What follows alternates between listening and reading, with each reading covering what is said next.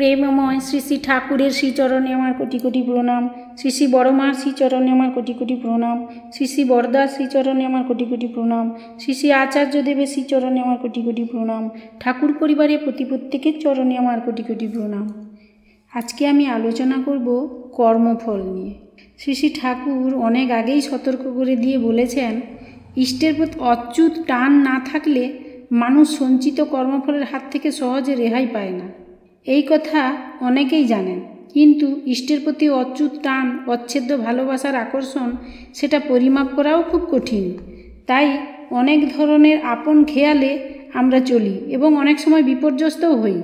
ইষ্টের প্রতি আমাদের টান কতটুকু সেটা নীরব পরখ করার অন্যতম প্রধান মাপকাঠি হলো তাঁর আদেশ নির্দেশ দ্বিধাহীন সংকোচহীনভাবে পালন করতে হয় তক্ষুনি।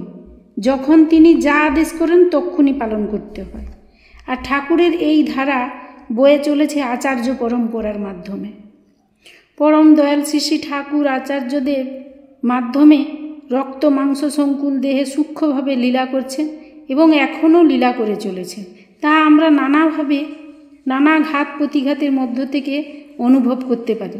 ঠাকুর সবসময় জীবন্ত আছেন আচার্যদেবের মাধ্যমে।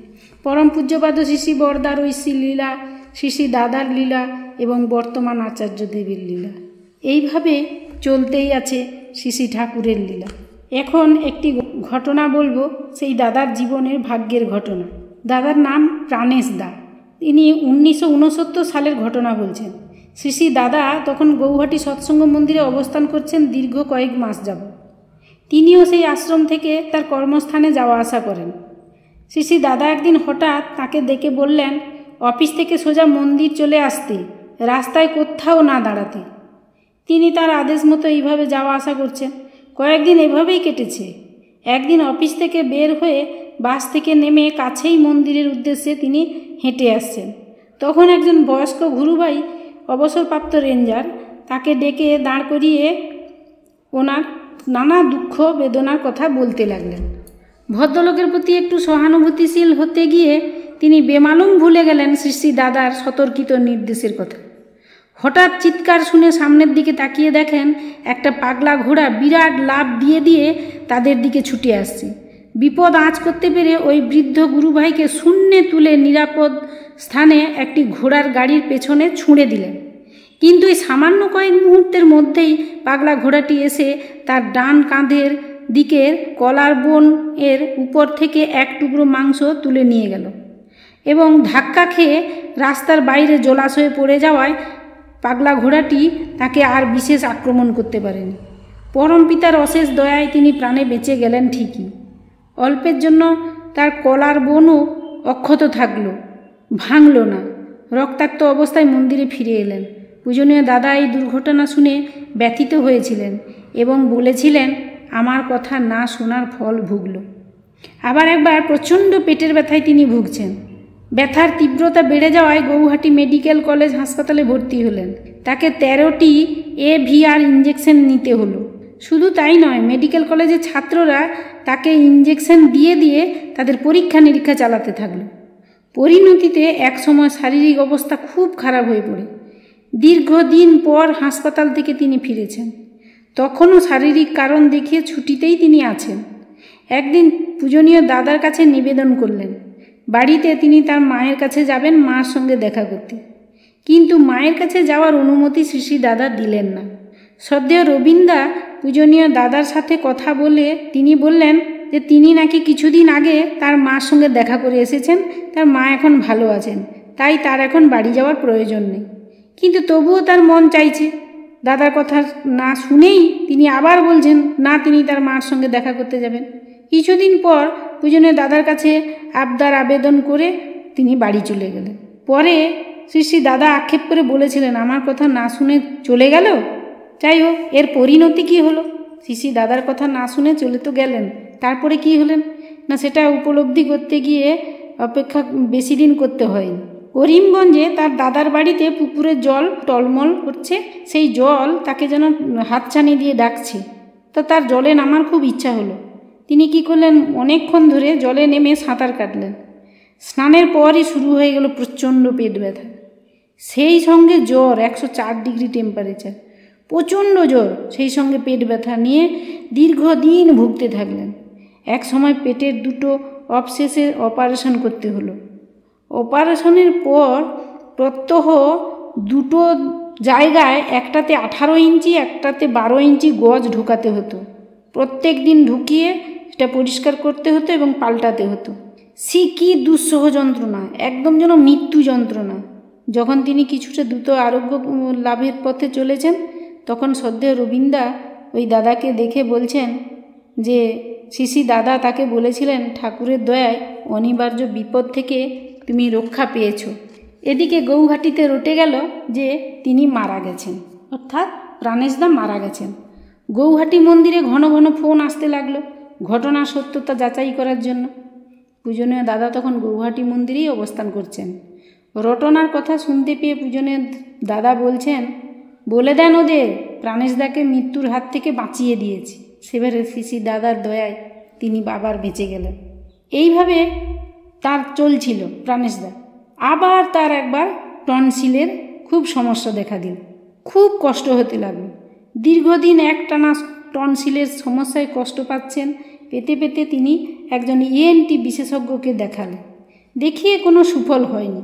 ধীরে ধীরে তার অবস্থার অবনতি ঘটতে থাকে।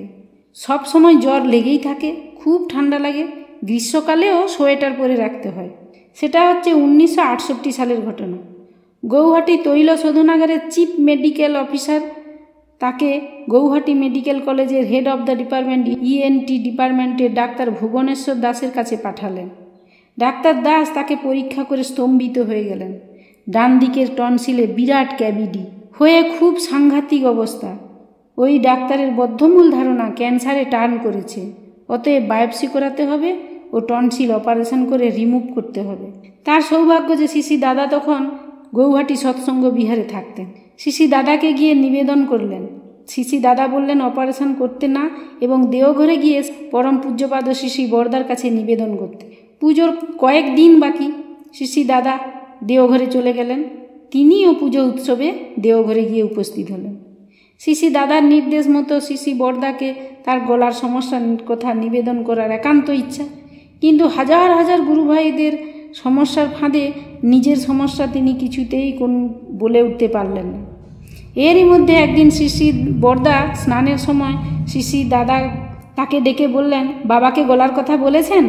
তিনি তখন তার মনের কথা বললেন যে না, তিনি এত লোকের মাঝে তিনি বলে উঠতে পারেননি। শ্রী দাদা শ্রী বরদার কাছে কথাটা বলার পর শ্রী বরদা বললেন, আমি ওর ওষুধ তৈরি করে রেখেছি, সে তো আমাকে বলছে না। শ্রী দাদা তখন তাকে সোহাগ ভরে ধমক দিয়ে বললেন, যা এক্ষুনি গিয়ে বাবার কাছে বল।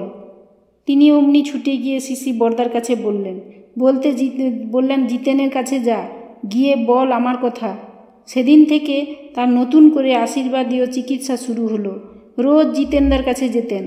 তিনি নিজে আগ্রহ সহকারে তার গলায় সকাল বিকাল 2 বার নিয়ম করে ওষুধ লাগিয়ে দিতেন, শ্রী বরদার দেওয়া ওষুধ। 5-6 দিন পর তিনি নিজে একটু সুস্থ বোধ করলেন। একদিন বিকালে ওষুধ না লাগিয়ে নাটমণ্ডপে গিয়ে বসেছেন। বসার পরই শ্রী বরদা তাকে উদ্দেশ্য করে বললেন, ওষুধ লাগিয়েছিস? তিনি বললেন, আগে লাগিয়েছি। ফের আবার জিজ্ঞেস করলেন, কবার লাগিয়েছিস? তিনি বললেন, আগে 1 বার।